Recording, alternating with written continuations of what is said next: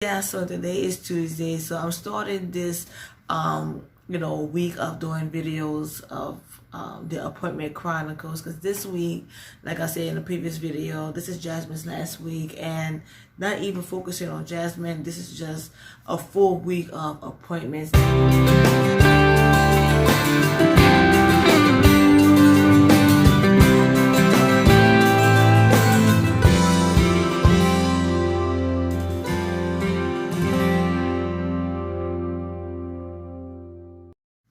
Hey everybody, happy Tuesday, you guys. So I'm just I've been home for about a couple of hours now. Jasmine is now going home. She's been gone about 15 minutes. So hopefully you guys are enjoying your week, as now today is Tuesday. Video before that, I had to go to the GI doctor appointment. Now, to remind you, this is not the GI doctor that I went to on last week that performed the esophageal dilation surgery. For you guys to have an understanding, why do I have two GI doctors?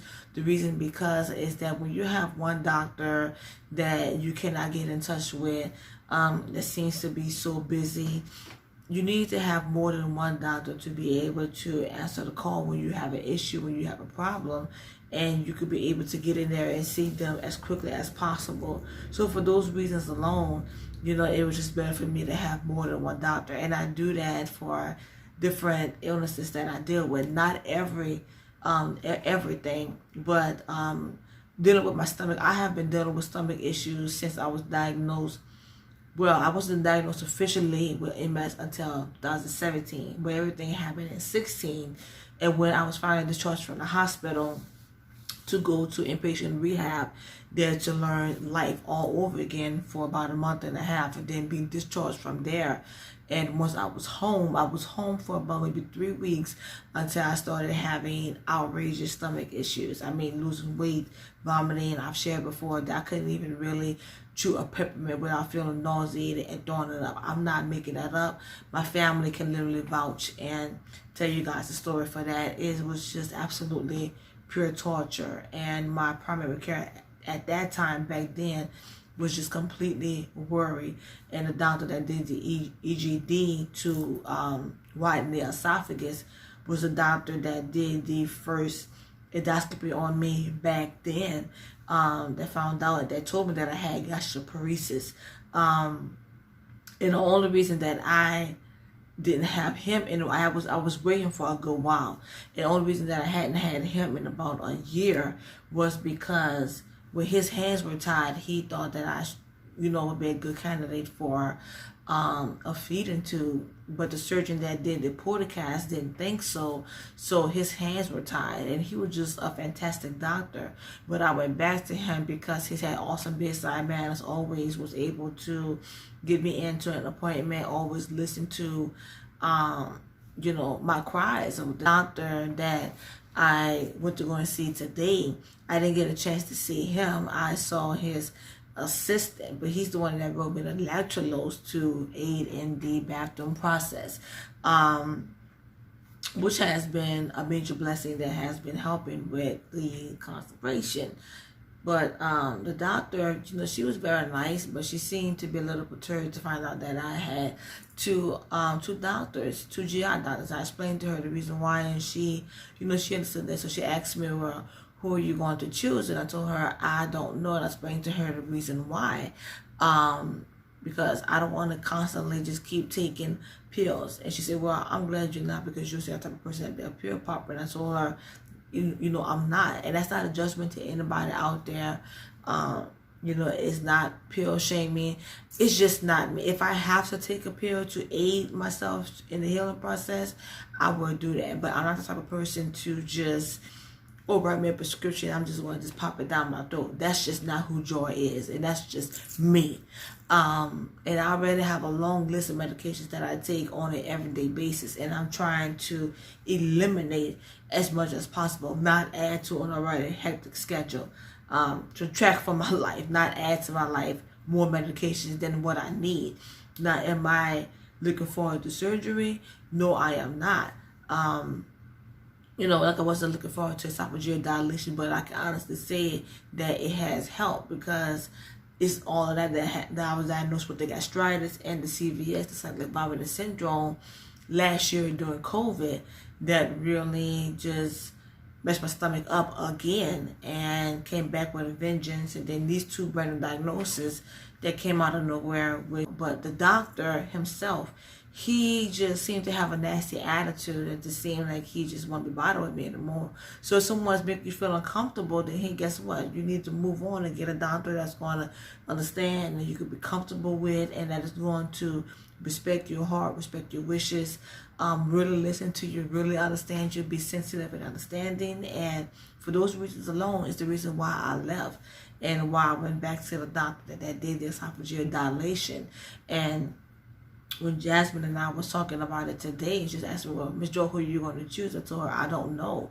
But the time we were just sitting there just discussing it back and forth, conversating, I just felt a piece of my heart just to go to the doctor that did this esophageal dilation. Now, is he eventually going to do surgery? Honestly, I don't know. I can't sit here and tell you guys yes or no.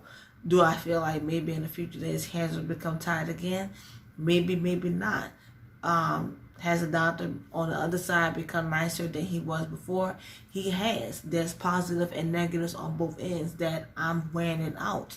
But I feel more comfortable with this doctor here. But one of the biggest reliefs about it, I can go with either one. And then if either one doesn't work out, I can still call the other doctor and say, well, hey, can I come in and have an appointment? So I have a follow-up with him in September. And literally before I started the video, I had a phone call because they did the esophageal dilation, but they also took, not nodules, what is that? The biopsies came back, and the biopsies, came back, non-cancerous. So, woohoo! So I'm happy about that. I went to the breast surgery doctor. No, I'm not having breast surgery. No, I do not have breast cancer. I know it's a lot for you guys to keep up with because I'm always having so many appointments. This breast doctor that I saw last week, he gave me a clean bill of health. He was so excited. He has such amazing bedside manner, you guys. I mean, a beautiful heart, a beautiful spirit, beautiful aura about him that is just wonderful. And he tells me, he tells strangers that he loves it. I mean, it sounds awkward, and it did sound awkward. He told me at the very first time that I met him back in January of this year, but his presence is just so amazing and wonderful. You could just literally fall in love with how amazing of a doctor he is. He makes you just feel comfortable. And he's not like a pervert and to make you feel uncomfortable. You sit there in a robe and he has to check you and examine you, which he also has an assistant that comes in the room with him. But it's just top notch, A+. And I don't have to go back to him until I'm 40. So he was very happy to see on the scans that the even not the tumor, the cyst that he's seen on my right breast, it was smaller than when he first met me back in January of this year. So with the scans that I had recently, about maybe, when did Jasmine and I go? This is August. I think we went in June to another doctor that was referred by the primary care doctor. And really I have had imaging done on it, and the imaging looked great there. So either way, I still don't have to go back until I'm 40. But he was just so excited to share that news with me, and for him being a doctor, he just was just overjoyed, no pun intended. In the previous video, I was sharing that. Now, I did have the same dress on. I did have this dress on in the other video. The dress was clean, but I did wash it on yesterday, and I did put the dress back on today. Like I was sharing yesterday, the transportation driver messed up big time, and I was outrageously livid. But he was so apologetic, and he had to come and get us today because he was scheduled to get us today. And we also do have him again tomorrow. So we don't know who we have Thursday and Friday, but we do know we have him again tomorrow. I did a phone call yesterday from the neurology department of the hospital. Excuse me, the phlegm is coming up. Excuse me. Like I was saying yesterday, the bum part about it was that the doctor didn't have another opening until November because she changed her schedule around to do a lot more virtual appointments. So they tried to see if they could move it up to October. So instead of me going in November, I can go in October, which is great. But still, October, even though the year to me seems like it's going by fast and slow at the same time, when you have an appointment, you need to see a doctor. A time, even a day apart, a few days down the line, a week apart, a month down the line, it seems like forever. I can see another neurologist in her stead until I see her, that she has been my prime neurologist since I started with her around February of this year, February, March of this year. Put me on the waiting list, you know, in case somebody cancels an appointment, something early comes up. Like I said in the previous video, that comes up, I will jump on it and I will be right there. Tomorrow, Wednesday, we are going to do the pelvic floor therapy, and that's to be the physical therapy, occupational therapy. There's different names for it. That'll be tomorrow, Wednesday. That's the only appointment. Tomorrow, Thursday, that is going to be the primary care doctor. So that's going to be on Thursday. And then Friday, going to the eye doctor that's just right here behind the home.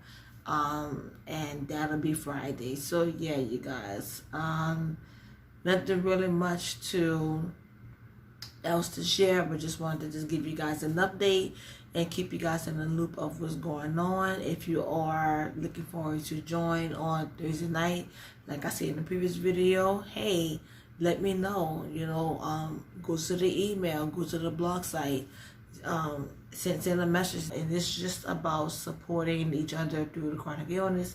I am looking forward to start the next channel around the end of this month. So always remember that you are bold, that you are strong, that you're a winner, that you're a warrior, and that you are a survivor. You better count the story, first print, and the star. Remember, drinkers, road to recovery. We will talk to you guys again soon in the very next video. Walk in love with everyone you know. Keep your peace. Stay sane. Stay safe, you guys. Much love, vessels. And see you guys in the next video. Bye. Mwah!